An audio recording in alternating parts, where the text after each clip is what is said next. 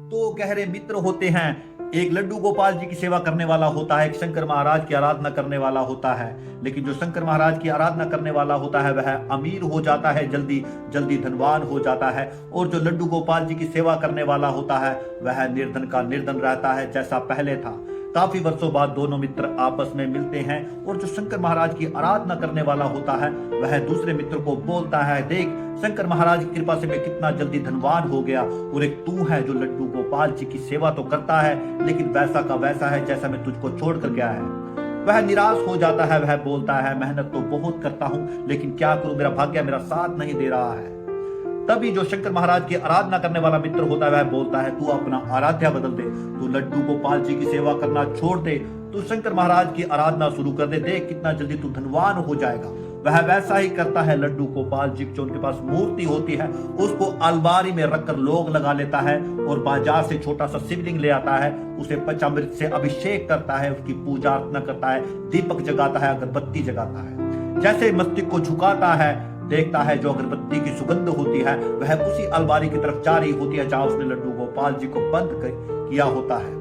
यह उससे सहा नहीं गया, उसने मन ही मन वह बात कही, हे लड्डू गोपाल जी, मैंने आपकी कितनों वर्षों तक पूजा की लेकिन आपने मुझे कोई फल नहीं दिया, लेकिन जैसे ही मैंने शंकर महाराज की आराधना शुरू की आपने वो जो सुगंध होती है अगरबत्ती की, शंकर महाराज से छीन कर अपनी तरफ उसको खींच रहे हो। उसके मन में वो विचार आ गया कि अब मैं लड्डू गोपाल जी की मूर्ति को बाहर फेंक दूंगा। जैसे ही वह दरवाजा खोलता है अलमारी का, देखता है कि लड्डू गोपाल जी विराट रूप में आ चुके हैं, साक्षात ठाकुर जी के दर्शन हो जाते हैं। हाथ जोड़ लेता है, बोलता है, प्रभु मुझे अब पता लगा आपके दर्शन कैसे हुए, जैसे ही मैंने शंकर महाराज की आराधना शुरू की तो आपके दर्शन मुझे हो गए। तब ठाकुर जी बोलते हैं, नहीं नहीं, यह तुम्हारी भूल है, तुमने मुझे कभी भगवान समझा ही नहीं, तुम मुझे एक पत्थर की, एक अष्ट धातु की मूर्ति समझता था।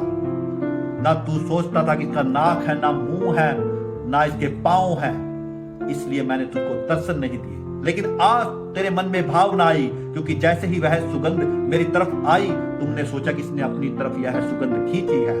तेरे मन में भाव आया कि वहां कोई है, इसलिए मैंने तुझको दर्शन दिए।